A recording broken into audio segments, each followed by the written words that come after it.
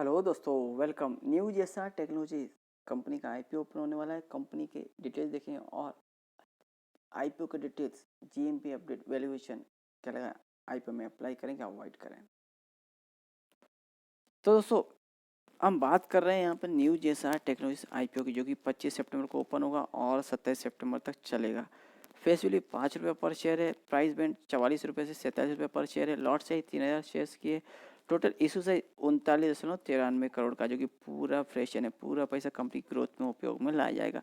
Issue type book build issue listing NSC से SME होगी और रिजर्वेशन यहाँ पे क्यू आई वी कैटेगरी के लिए 50% का, एन आई में एच एन आई कैटेगरी बोलते हैं 15% और रिटेल कैटेगरी हम जैसे के लिए 35% का अलॉटमेंट रखा गया है।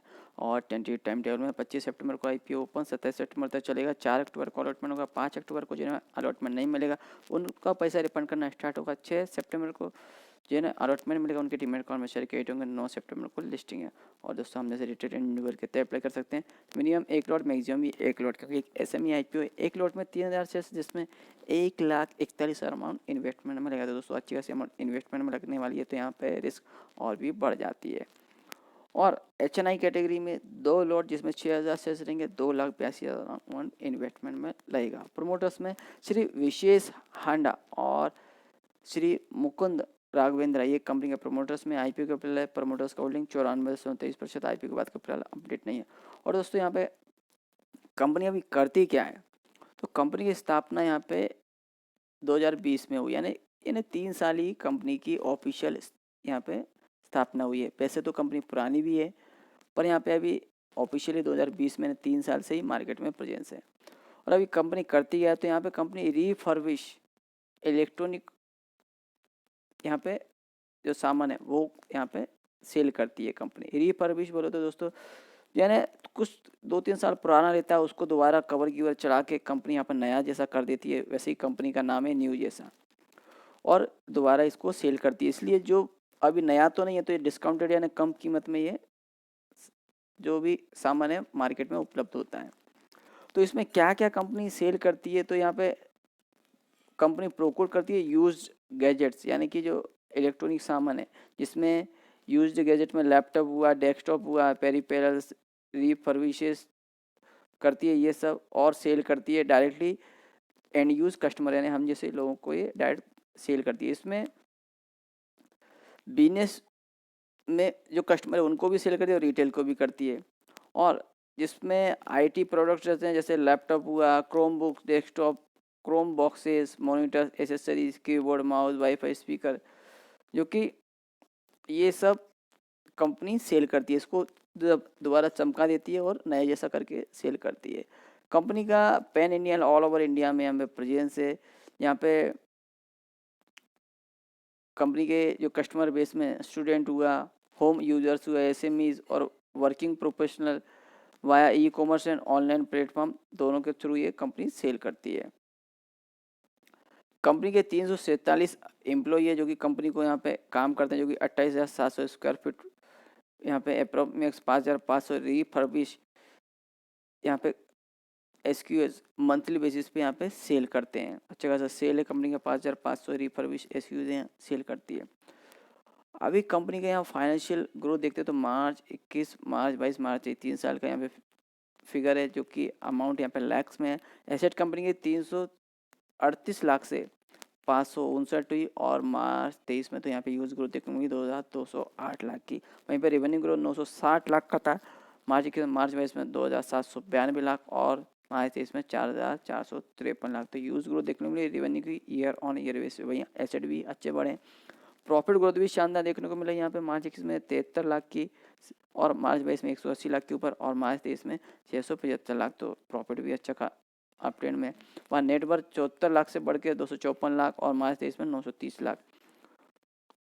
वहीं रिजर्व सर्विस 73 लाख से बढ़ के 894 लाख, और कंपनी का कर्ज 162 से बढ़ के 743 लाख। तो ओवरऑल एक कंपनी का फाइनेंशियल स्ट्रॉन्ग है, और कंपनी ईयर ऑन बेस पे यहाँ पे कंपनी ग्रोथ दर्ज कर रही है। हालांकि कंपनी का कर्ज बढ़ा है, तो कंपनी आईपीओ से ये कर्ज भी कम करना चाहती है। अभी आईपीओ लाने का रीज़न, तो कंपनी एक्सपेंशन करना चाहती है। जो रिफर्बिश फैसिलिटी है कंपनी की वो बढ़ाना चाहती है, जिसमें और भी प्लांट वगैरह लगते हैं, मशीनरी इक्विपमेंट्स के रिक्वायरमेंट वो परचेस करेगी। और टेक्नोलॉजी डेवलपमेंट करना है, उसमें इन्वेस्टमेंट करेगी कंपनी, ब्रांडिंग मार्केटिंग करेगी और वर्किंग कैपिटल का रिक्वायरमेंट है। और जो कंपनी पे कर्ज है उसका जितना हो सका उतना यहाँ पे पेमेंट करेगी, यानी कंपनी का कर्ज कम करेगी। और जनरल कॉर्पोरेट पर्पस, तो यहाँ पर कंपनी के आईपीओ लाने के पर्पस अच्छे हैं।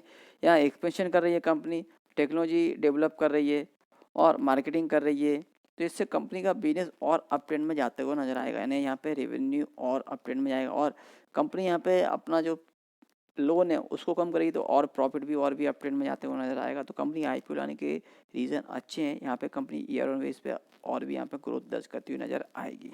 अभी कंपनी के आईपीओ में अप्लाई करें तो कंपनी का एड्रेस पता होना चाहिए, हम किसे पैसा दे रहे हैं। तो दोस्तों आप देख सकते हैं एड्रेस 2 क्रॉस रोड, जेसी इंडस्ट्रियल एस्टेट, विकासीपुरा मेन रोड और Kanakapura road, new Delhi public school, Bangalore का एड्रेस है। Phone number, email ID, company की वेबसाइट और भी आप यहाँ डिटेल चेक कर सकते हैं। रजिस्टर कंपनी का विकसित service department, phone number, email ID, register का वेबसाइट हमें अलॉटमेंट स्टेज चेक करने के लिए उपयोग पड़ेगा। और दोस्तों मैं यहाँ पे डिस्क्रिप्शन में लिंक डाल रखी है, सभी आप ओनली क्लिक करना है और आप अलॉटमेंट स्टेज चेक कर सकते हैं। वैल्यूएशन मार्जिन देखो फाइनेंशियल 2023 के मुताबिक ईपीए 3.03 का है, पी रेशो 14.52 से 15.51 का है, रिटर्न नेटवर्थ 72.63% का है, एनएवी 4.17 का है, आरओसी 72.63% का है। और डेरिवेटिव, जैसे कि कंपनी पे कर्ज है ही थोड़ा सा बड़ा है, तो ये कंपनी इस कर्ज को उतारना चाहती है। तो यहाँ कंपनी का फाइनेंशियल स्ट्रॉन्ग है और कंपनी ईयर ऑन बेस पे यहाँ पे ग्रोथ दर्ज कर रही है। वैल्यूएशन कंपनी ने यहाँ पे ठीक ठाक लगाया। और जीएमपी अपडेट देखते हैं, जीएमपी यहाँ पे 5 ही चल रहा है, जो कि 19 सितंबर से यहाँ पे 5 है, 20 को 21 22 23 को सभी को 5 है। सो सब्जेक्ट टू से फिलहाल अपडेट नहीं है। तो अभी इस आईपीओ में अप्लाई करें कि अवॉइड करें। वैसे तो देख रहे हैं दोस्तों कंपनी का financial strong, company year on base पे यहाँ पे ग्रोथ दर्ज कर रही है। और यहाँ पे गवर्नमेंट ऑफ इंडिया ने भी इम्पोर्ट पे लैपटॉप वगैरह पे यहाँ पे डेस्कटॉप पे बैन लगाया हुआ है, तो कंपनी को आगे यहाँ पे अच्छा फ्यूचर है। और रीफर्बिश का में अच्छा खासा मार्जिन भी है, तो कंपनी का जो सेट मार्जिन है वो भी कम होने वाला नहीं है, क्योंकि यहाँ उसी मार्जिन पे लगभग सभी जगह ये रीफर्बिश जो गैजेट हैं बेचे जाते हैं। तो फ्यूचर अच्छा है। पर दोस्तों फिर भी आईपीओ के हिसाब से देखें तो यहाँ पे फिलहाल इतने कोई गेन देखने को नहीं मिल रहे हैं, और लॉन्ग टर्म व्यू में भी इतने कोई खास मुझे नहीं लगता कि इसमें गेन देखने को मिलेंगे। हो सकता है ऑपरेटर कुछ यहाँ पे स्टॉक को चलाए वगैरह, तो बात अलग है। तो आप यहाँ पे जीएमपी कुछ अभी 25-30% के ऊपर हो तो ही इसमें जो रिस्क ले सकें, और लास्ट डे पे सप्लीमेंट देख के जो हाई रिस्क ले सकते हैं वो इसमें अप्लाई करें, वरना अवॉइड करें। तो दोस्तों और भी आईपीओ आ रहे हैं और भी अपडेट आते रहेंगे। अपडेट के लिए प्लीज शेयर और सब्सक्राइब